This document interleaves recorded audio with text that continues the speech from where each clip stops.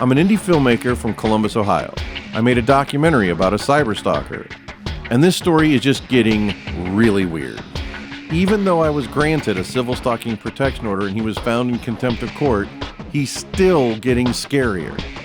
These are just vlogs to document what he's doing online and how social media companies are doing nothing to curb his behavior.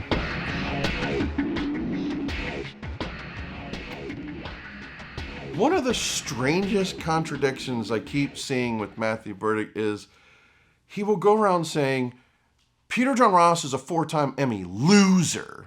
Well, actually, I'm a 6-time Emmy loser.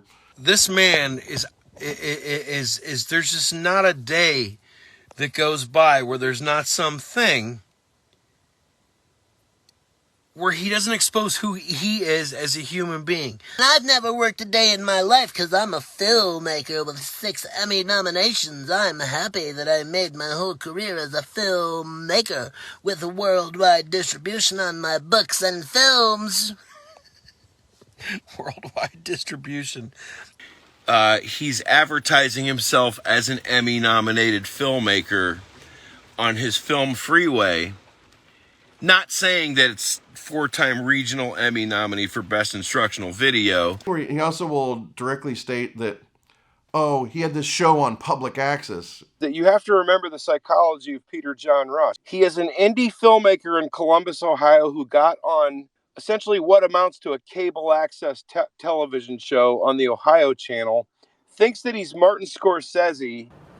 He was angry because I protested his Emmy nomination, his local regional Emmy for his cable access show. So not a big deal. It was on PBS. It was on a local PBS station, and it was on another PBS station, and then we got distribution to all the PBS stations in the state. But it's like he keeps saying those things, and I don't think he understands that by lying and trying to get press, he loses all the credibility. I don't get upset about it because when he says that stuff, he's making it perfectly obvious how jealous he is. He's making it obvious that all he's trying to do is hurt my feelings.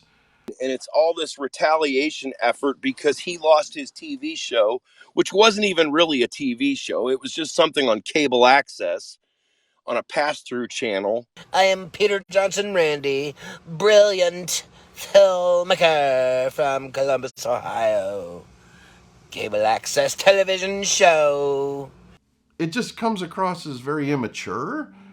And it doesn't bother me on the level of I'm getting angry. Why would it be angry that someone is just saying something inaccurate? It's like, whatever, you make yourself look bad. Anybody who actually investigates what he says will find out, oh, he's lying. There's also the idea that he has no clue how regional Emmys work. It isn't winners, losers. With the regional Emmys, you could have up to 8 or 10 nominees and up to 10 winners, or none of them win.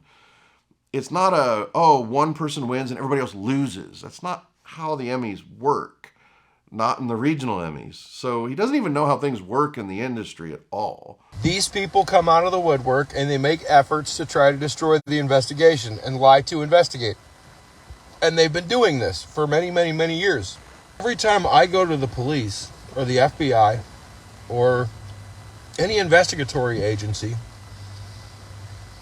they come out of the woodwork and they make efforts to kill the investigation. We know that when I go to the police, someone associated with Peter comes out and attempts to kill the investigation. We have evidence of that. So whenever I go to the police, whenever I go and try to get an investigation, Peter John Ross shows up and kills the investigation, just like he did in San Luis Obispo. Peter John Ross shows up, kills the investigation.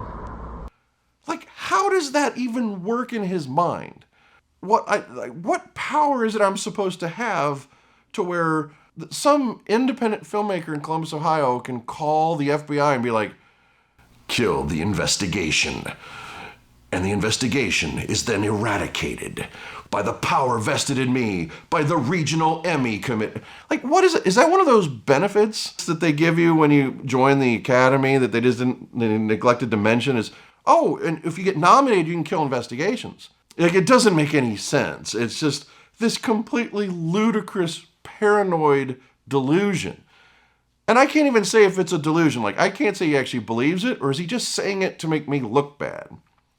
I am not qualified to diagnose this guy.